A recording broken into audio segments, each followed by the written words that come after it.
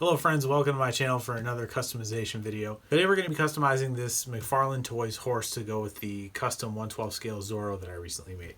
If you've seen my channel before, you know that a lot of my collection is geared toward characters and the iconic vehicles that go with them. Among those, I would count Zorro and his horse Tornado. So this is going to fit into my collection theme very nicely, but we've got a little bit of work to do to this guy to make him compatible with Zorro. First of all, he's a bit too tall. And that's kind of a problem with Mcfarlane stuff in general. So we're going to work on fixing that. We're going to change out all this gear. We're also going to swap out this molded plastic hair for some real looking hair. I think most of the tack is going to stay the same. We get to keep all this because this is really well done. I mean, this is a beautiful figure. So we're going to do some fun stuff with this thing and make it look a lot more realistic. So first up, we're going to take a look at the supplies we're going to use, as well as a bit of a closer look at the horse, and then we'll get to it. So here's Roach as he comes. Now, I want to give a shout out to the folks at Mcfarlane Toys. A lot of times we give credit to just Todd. Dude is a game changer, and I think that his business acumen with his toy company gives us a lot of really cool stuff at affordable prices that are pretty well available everywhere. So big shout out to him, but also shout out to the folks that, that sculpt these, who design them. I mean, there's a lot that goes into these that I would assume Todd Mcfarlane just kind of signs off on. So, I don't want to give short shrift to the folks who are actually like at the computers designing this stuff, sculpting these out of clay, whatever they do. These are all probably digitally sculpted at this point, but I know they used to have folks who actually sculpted by hand, like the Matrix toys that they did back in the late 90s, were I believe all hand sculpted. Anyway, this thing is great. I won't do a full review here, but we'll look at some of what it can do. It's got this nice ratcheted head articulation here. This is on like a ball joint, I think, and it doesn't get a ton of range of motion, but you get some out of it. And I bet you could probably Dremel some stuff down on the inside and get a little bit more. But I mean, look at the sculpt on this face. That's beautiful. All the gear is nice. I mean, look at the paint details on that buckle. Like, that's super clean. I'm really impressed with this. You've got this articulation, these joints here, the tail. You can actually pull this out, which is cool. And it, it articulates all kinds of ways. I don't know how much of this I'm going to use yet. We're going to ditch like the sleeping roll and the bags and sheaths and all that. And I did pick up another piece for this. So this is a Briar Western saddle. Now this, I believe, is more in line with like an English saddle. I think Western saddles have this kind of pommel thing. I don't know what you call it, that grip. And English saddles don't. This is all stuff I just learned from my wife, who grew up riding horses. So I'm also going to use this piece that goes underneath the saddle. These are swatches from a furniture company. And then from there, I got this yarn. What I discovered with yarn is when you take it apart, it really looks like hair. And it's already got the sort of crinkly wave stuff in it, and that's exactly what horsehair looks like. I'm going to unravel a bunch of this and remove this molded plastic hair and then glue this in its place. Now the other thing I'm going to do is paint the hooves a little bit just to give them more of a realistic look. And then where we're going to lose some height on this horse is I'm going to boil the legs and pop out these joints here. And then this piece specifically I'm going to shorten by probably about that much. As it stands, when I have Zorro next to this, his head comes up to about the top of the horse, and really he should be like a head above the back of the horse. So that's what we're going for, is we want to lose, a pretty significant amount of height. So I'm going to take out as much as I can without damaging the way these legs work or the integrity of them. So, all right, touch and base. I got the front legs shortened, and it was actually fairly simple. I stuck the front legs in boiling water, and these popped out super easily. And then I cut them in kind of a curve to mimic the way that it was, but you can see how much I cut off of these things. So I took that much height off of them basically. And then I had to drill a hole into the bottoms to make the pegs fit. And then I trimmed the pegs here and here. I cut to the bottom of the ridges. And then on the lower legs, I cut probably about half of the peg off. And they've retained their friction pretty well. I mean, it doesn't really want to come out. So, and it's not wobbly. And I measured it up against Zorro, and it's going to be just about the perfect height now. Proportionally, this is looking pretty good. Might be a little bit short, but I think it's going to work really well once it's like standing and also has hair. Speaking of hair, I have the yarn pretty much done. Now this stuff isn't as like smooth and shiny as the other stuff I've used, but this was all they had at Michael's when I went, so I'm just gonna have to make it work. But basically I just take the yarn and I unfurl it, and then what I'm gonna do is just take this in sections and basically glue it on here. And then I think what I'm gonna try to do is fold this top part over and glue it down so that it doesn't look all like raggedy and it looks like it's kind of rooted in the horse itself. So I'm going to keep moving with the rear legs, figure out how much I need to take off of these, pop those back on, and we're going to have the horse at the correct height for my figure. Okay, next up I want to paint his eyes. Horse eyes are actually super trippy because the pupil is almost like a rectangular shape, and then when it's dilated it is more round. Anyway, so we're gonna try something here. All right, so that's layer 1. So we'll do the same on the other side here. And this is just Deco Art Americana acrylic paint. It's like less than $2 at Michael's. Put a link in the description to some of it so you can see it, but it's just cheap paint. You know, people ask me all the time, what kind of paint do you use? And I'm like, well, A, it's in the video, but B, it's nothing special. Like, you know, sometimes I'll break out the good paints for certain things, and like when I'm painting faces, I like to use more of like a model style paint. But for pretty much everything else, if it's not fabric and I'm not using like the Angelus acrylic leather paint, I'm just using this cheap craft store stuff. All right, now I'm taking this raw sienna, I'm doing the middle, and it also kind of fades in on horses from what I'm seeing in reference pics, so I'm going to soften the edge a little bit.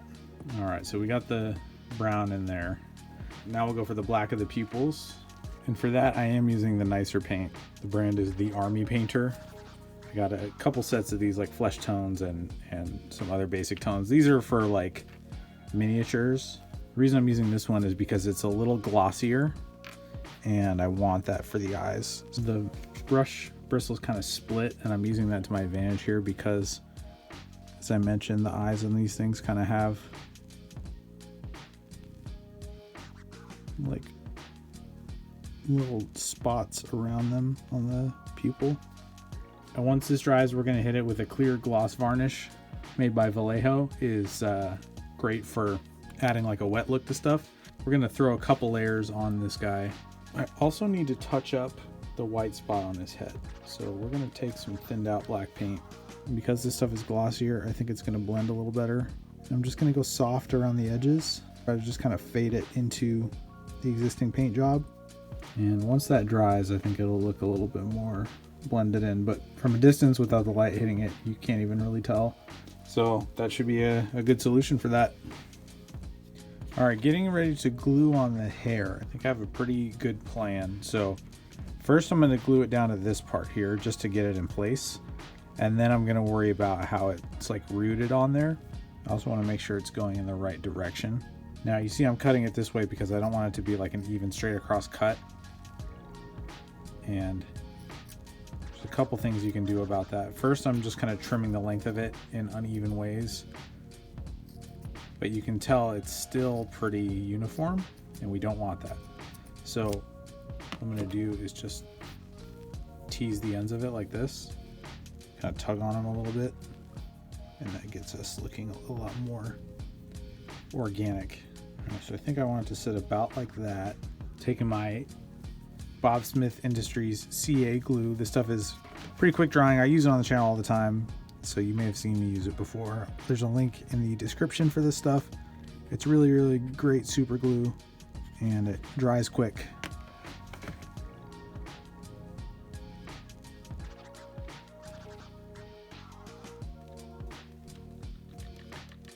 All right, that's on there good.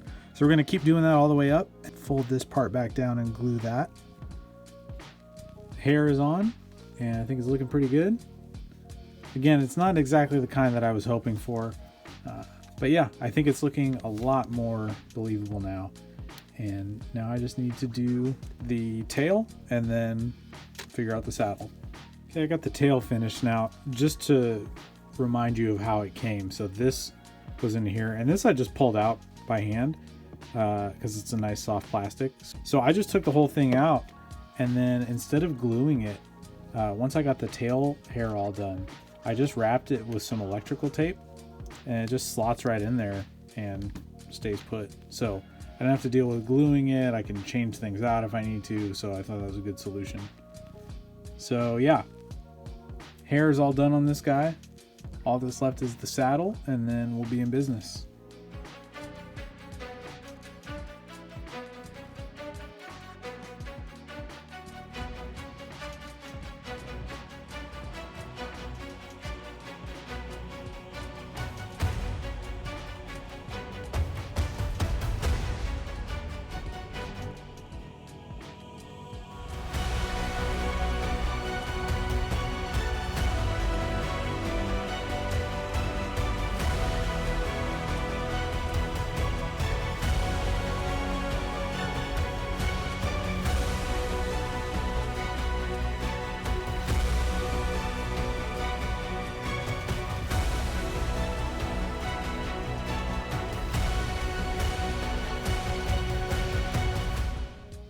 All right, bit of progress here. So I was looking at a lot of screenshots of the movie, and Zorro has this very like ornate saddle setup.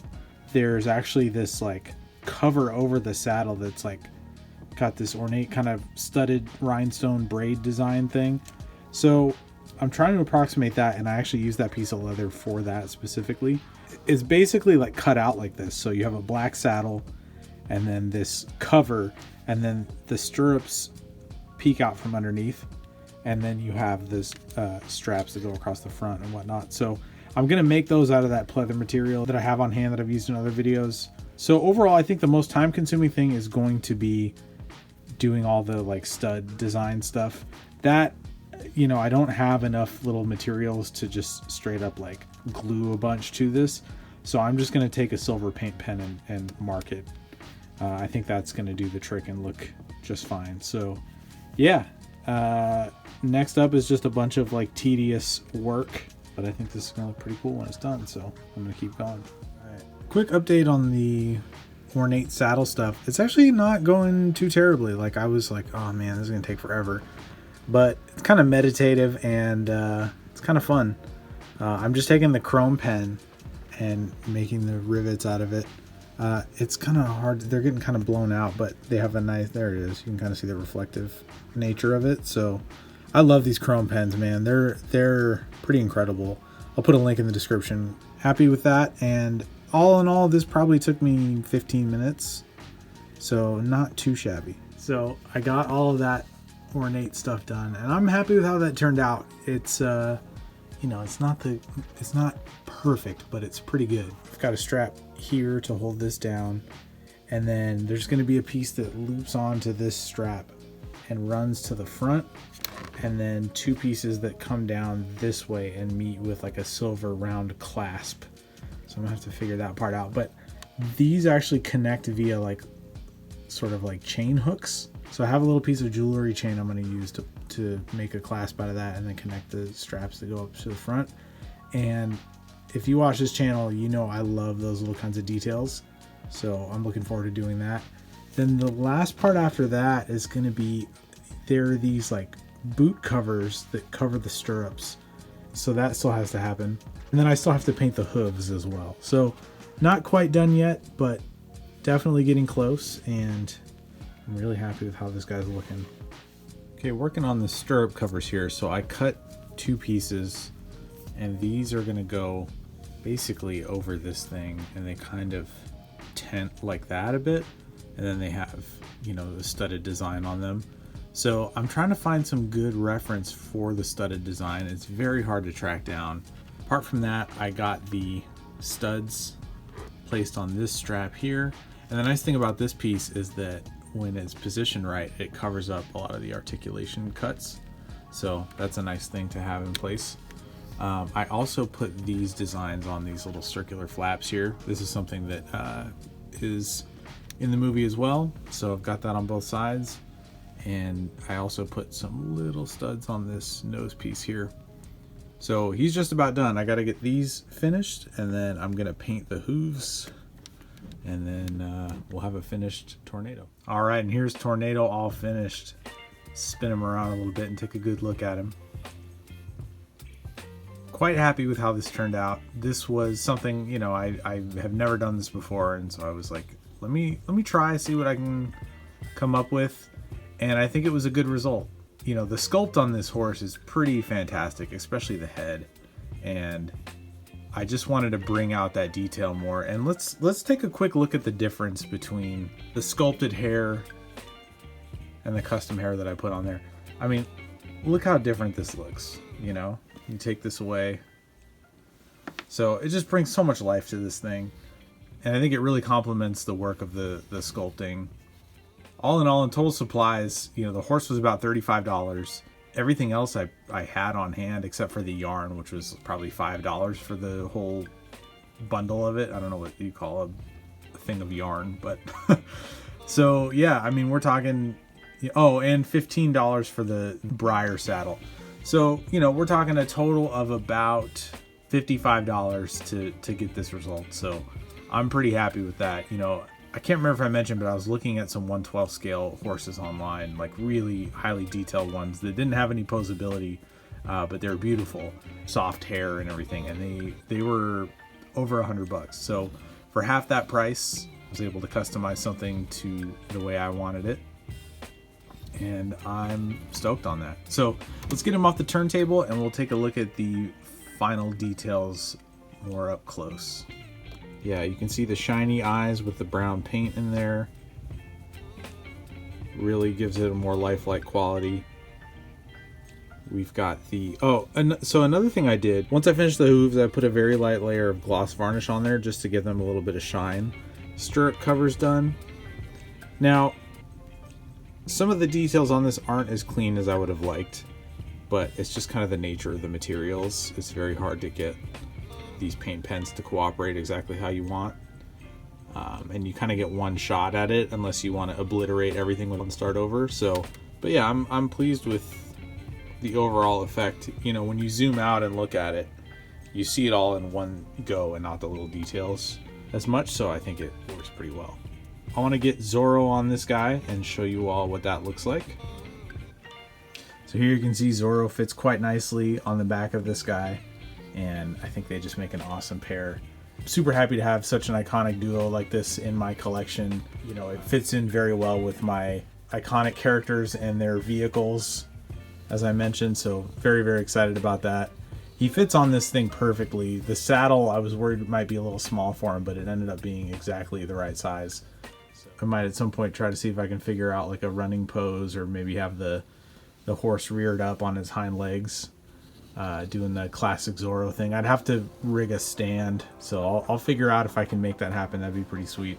But yeah, as you can see, this is complete. You know, I love the little details, like I've got these chain attachments on either side. Kind of all the rivets and stuff really all comes together to make a really nice final product. Again, shout out to Mcfarlane Toys for this horse. I mean, this thing was $35 on Amazon. I'll have a link in the description below if you want to get one of your own. A very affordable piece for what you get. I mean, this thing is huge. It really, I think, spices up the collection and gives you something. You know, we've not really had many horses in this scale. Like, most of them, you know, if we've had them, they've either been very expensive, or you're going back and trying to find an old one, you know, like the Sleepy Hollow Mcfarlane horse, or you're using a static one that's maybe a little too small, you know, an old Lord of the Rings one that has like old medieval style fantasy tack and saddle and whatnot. So it's really cool to have something that is, you know, pretty easily customizable. I mean, that saddle came right off. It didn't plug into the back anywhere.